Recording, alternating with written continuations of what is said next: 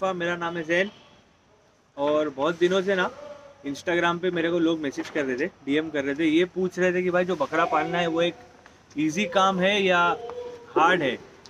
तो अभी ठीक है, मैं बकरे पालता हूँ लेकिन कम लेवल पे बकरे। मैं भी अपना एक्सपीरियंस बताऊंगा क्या है क्या नहीं है, लेकिन जो मेन है जिनके पास अप्रोक्स 200 से 250 बकरे हैं, मैं बोला उनको ही पूछते, अपन उनसे ही बात करते ही जाके। तो अपन है डी गोट फार्म पे, देख सकते हैं डी गोट फार्म पीछे, और इनके जो ओनर है दानिश भाई, उनको बुलाते हैं अपन, उनसे बात करते हैं। दानिश भाई भाई आओ ना। तो बहुत दिनों से ना इंस्टाग्राम पे एक सवाल आ रहा था कि भाई बकरा पालना एक इजी टास्क है कि क्या है।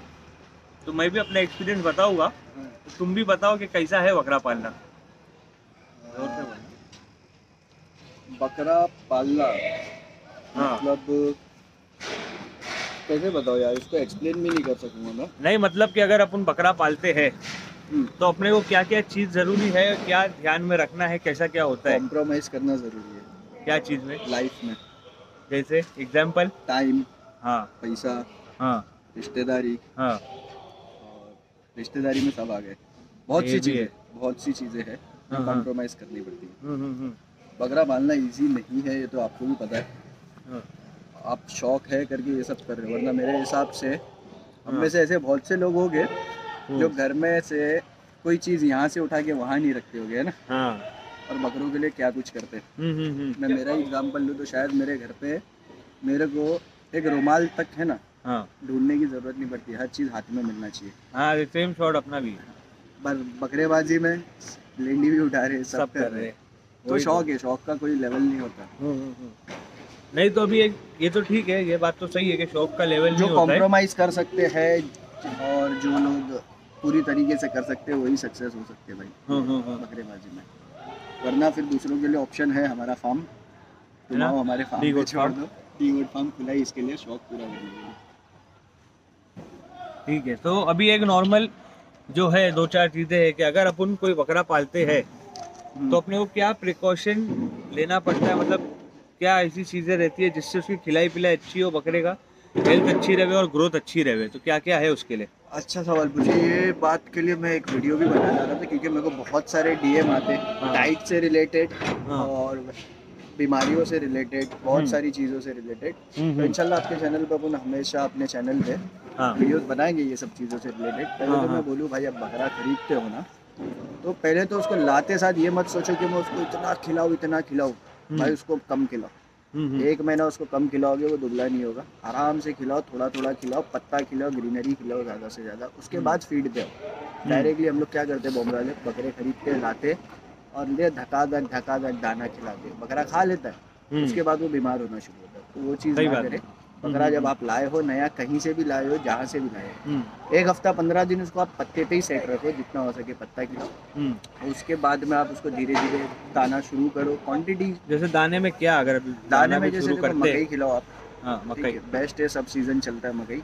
चना है, गेहूँ है, जौ है, सीजन के हिसाब से खिलाओ। आप नॉर्मली मकई और गेहूँ अगर ठंडी में खिलाते हो तो बकरे को बहुत थोड़े से शुरू करो, उसकी हाजत बढ़ाते जाओ। लिवर टॉनिक पे ध्यान दो, liver tonic time to time पिलाओ, कैल्शियम टाइम टू टाइम पिलाओ। और सबसे मेन चीज़ जो लोग करना भूल जाते हैं शायद, डिवॉर्मिंग। हाँ, डिवॉर्मिंग का तो बहुत इश्यू है, मैं भी देखा हूँ। पब्लिक बकरे लाती है लेकिन नॉर्मल खिलाई पिलाई चालू हो जाता है। बकरे बन क्यों नहीं रहे, बकरे बन भाई उसको आप डिवॉर्मिंग तो करो। जब तक उसके पेट के कीड़े नहीं मारोगे तो उसके पेट में खाना हजम कैसे होगा, उसको लगेगा कैसे हाथ पे। सही बात है। पहले उसकी डिवॉर्मिंग करो, एक 10 दिन अपने पास सेट करो, पत्ता खिला के अच्छे से। आपको आता है तो ठीक, नहीं आता है तो डॉक्टर को बुलाओ, उसकी डिवॉर्मिंग करो एक बार अच्छे से। डिवॉर्मिंग होने के बाद में उसके खुद ब खुद भूख बढ़ने लगेगी। सही है। उसको हर 45 to 55 डेज में आप डिवॉर्मिंग करते रहो, आपको कोई चीज़ की कभी ज़रूरत नहीं पड़ेगी। Liver tonic time to time पिलाओ। आप लिवर टॉनिक नहीं पिलाओगे तो बकरा कैसे। हाँ, ये भी बात सही है। तो अभी फिर नॉर्मली भी एक सवाल रहता है कि अगर समझो कोई छोटा सेटअप है कोई का, अगर उसको बकरा वकरा पालने का शौक है और वो सोच रहा है कि मैं एक सेटअप पे कुछ करूँ, तो उन लोग के लिए क्या एडवाइस रहेगी, कैसा क्या होना चाहिए, मतलब सेटअप कैसा होना चाहिए, क्लीनिनेस बकरे की बैठने से लेके हर चीज़ का टोटल क्या होना चाहिए उसको लेके। क्लीनिनेस से पहले तो बोलता हूँ मैं भाई, आप बकरे को एक पायलट भी दे दिए ना तो वो उस पर सेटिस्फाई है, ठीक है। और रही बात रूगान लेंडे की, तो इतना वो नहीं है, ठीक है। आप उसको पायलट पे रखे हो, उसको ठंडी से भी बचेगा, गंदगी से भी बचेंगे। डेली उसकी जगह को आप साफ करो दिन में एक बार। तो एक बात है जो मैं ऐड ऑन करना चाहता हूँ कि अगर कोई भी बकरा ले रहा है और अगर वो सोचता है कि भाई अपना एक अदन बकरा लेके डेली का एक डाइट प्लान करते रहते, 20 का घास, 30 का पत्ता, 40 का अनाज खिला के वो बकरा अगर आप तैयार कर लोगे 1 साल के अंदर, तो ऐसा नहीं होता है भाई। बकरा बढ़ेगा, उसकी खुराक भी बढ़ेगी। जो बकरे की आपने स्लो मोशन वीडियो देखे वो 1 साल की तैयारी पे नहीं है। दानिश भाई खुद ही बताइए कि कितने साल रखा था। और ये भाई मेरा पर्सनल बकरा है, खुद का है, कि कोई भी पार्टी का है, किसका भी नहीं है, मेरा ही बकरा है। दानिश भाई खुद ही बताइए कि वो बकरे को कितना टाइम लगा है ये पोजीशन पे आने पे। बताओ दानिश भाई लगभग वो बकरे की एज मेरे हिसाब से 3 इयर्स होगी, ठीक है। 1 साल जब वो आया छोटा था, 2 दांत पे आया था, चौथा साल रनिंग है ये। 2 दांत पला वो, 2 दांत पे जब आया था, 1 साल तो बॉम्बे में ही पला वो।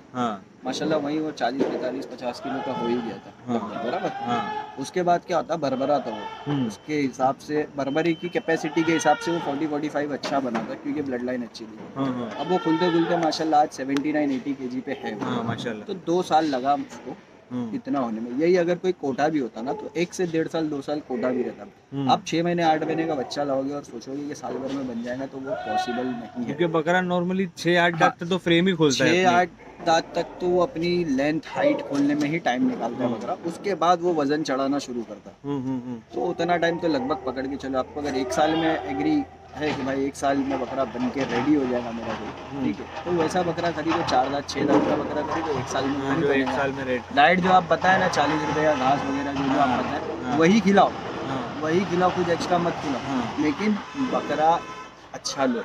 और उसके ऊपर आप डिवॉर्मिंग वगैरह टाइम टू टाइम, उसके नेल कटिंग। इंसान सोचता है नाखून नहीं काटा, चलना पैर टेढ़ा, नाखून ही टेढ़ा हो रहा है, उससे क्या फर्क पड़ता है, लेकिन उससे भी वेट छोड़ता है, क्योंकि उसके नेल्स में दर्द होता है, और दर्द की वजह से उसको बुखार भी हो सकती है और वो वजन भी तोड़ता है। तो nail cutting proper time to time करो। आप वो चीज़ों करोगे तो आपको कट्टू बकरा भी बन गया। मेरे यहाँ पर एक कट्टू बकरा है, उसका 2 साल का ट्रांसफॉर्मेशन दिखाऊंगा। मतलब वो बच्चे लोगों ने लाए थे, बस कट्टू में से खरीद के लाए थे 5,000 रुपये का। आज वो बकरा 90-95 kg पे खड़ा है। तो वो वीडियो भी, वो बकरा भी इंशाल्लाह बताएंगे और डी गोट फार्म चैनल पे आएगा यूट्यूब पे इंशाल्लाह। एक बिहाइंड द कैमरा सवाल दानिश भाई से, जिसके पास माशाल्लाह बहुत सारे बकरे हैं। दानिश भाई, बकरे के लिए काजू अच्छा है कि किशमिश अच्छा? बकरे को दाना खिला उतना ही बहुत हो गया। अच्छा, ऐसा खिलाता हूं बादाम भाई, बादाम 10 बादाम। वो अपनी सोच है, अपनी मोहब्बत है, बाकी दाना भी ढंग से खिला दो तो बकरा। तो मतलब ऐसा कुछ जरूरी नहीं है कि आप काजू बादाम खिला के ही बकरा बना सकते हो, आप दाने पे भी बकरा बना सकते हो। ऐसा रहता तो काजू बादाम खिलाओगा तो मेरे को न्यूयॉर्क में फार्म खोलना पड़ेगा, और 10,000 रुपया महीना पलाई। 10,000 रुपया महीना पलाई लेनी पड़ेगी। बादाम शायद 1,000 रुपये किलो ना। काजू बादाम अपने शौक के लिए अपन खिला रहे हो, हजम कर रहा है तो अलग बात है। बाकी डाइट चना खिला लो ना, वो खिलाने से बेटर है। हाँ, चना अगर कोई को भी है तो चने का रिजल्ट बहुत अच्छा है। चना खिलाओ, सोयाबीन खिलाओ, भीगा हुआ चना या सूखा खिला दो। मैं तो प्रेफर करता हूँ भीगा हुआ खिला दो मैं सब बकरों को, ज़्यादा भी नहीं, 2 किलो अप्रोक्स एक बकरा मेरा खाता है। लेकिन माशाल्लाह रिजल्ट तुम लोग को दिखता है इंस्टाग्राम पे।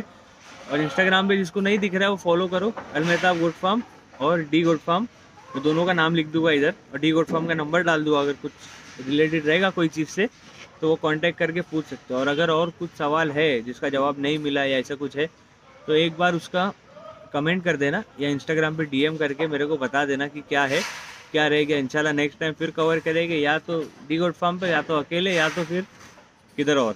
मुझसे भी कोई सवाल रिलेटेड होगा तो आप जैन भाई को डीएम करो या यूट्यूब पे उनको मैसेज कर दो या कमेंट बॉक्स में डाल दो।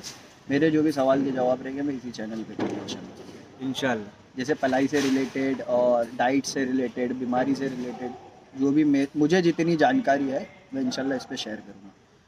सही है। तो भाई दानिश भाई भी बोल दिए, जो भी रहेगा सवाल ववाल इंशाल्लाह मैसेज कर देना यहाँ पे या डीएम कर देना।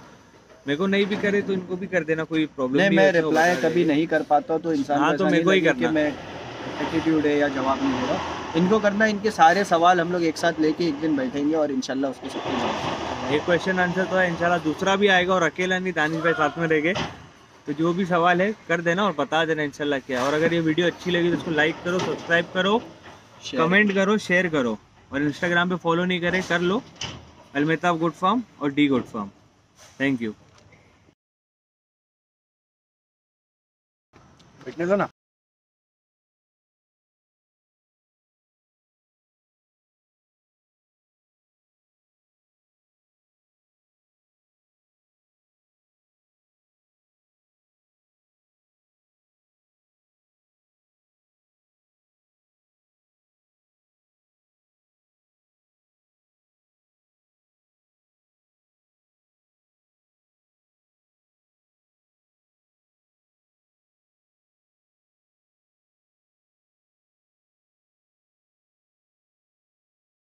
नया बकरा एक पालो या